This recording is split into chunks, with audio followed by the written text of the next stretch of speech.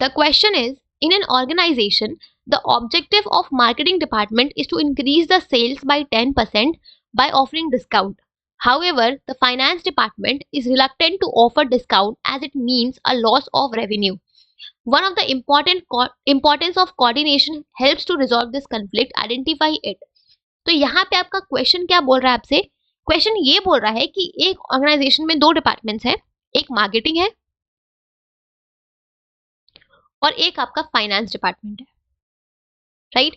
जो marketing department है वो क्या बोल रहा है कि हमें सेल्स को इंक्रीज करने के लिए हमें कस्टमर्स को 10% का डिस्काउंट ऑफर करना चाहिए, राइट?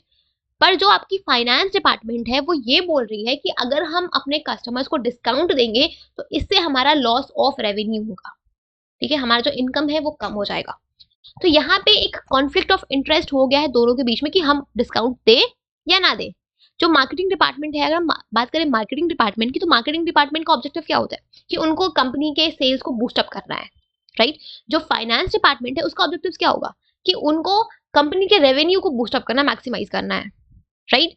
तो यहाँ पे अगर हम बात करें, हमें पता है कि किसी भी ऑर्गेनाइजेशन में बहुत सारे डिपार्टमेंट्स फंक्शन करती है, मार्केटिंग की, फाइनेंस की, सेल्स की, एचआर की, बहुत सारे डिपार्टमेंट्स होती हैं, राइट?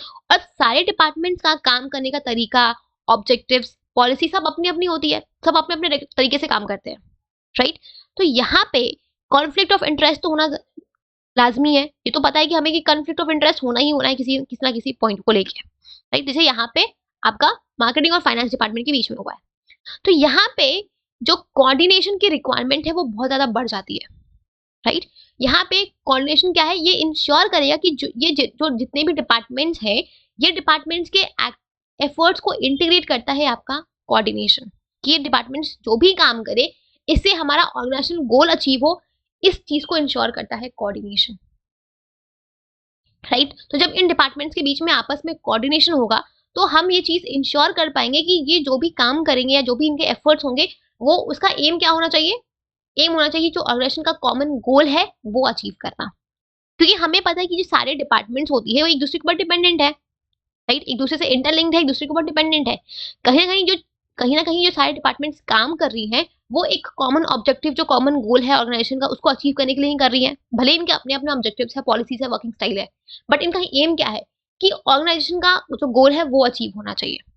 तो यहाँ पे जो कोऑर्डिनेशन है वो क्या करता है, इन सारे डिपार्टमेंट्स के एफर्ट्स को एक कॉमन डायरेक्शन देता है, ठीक है?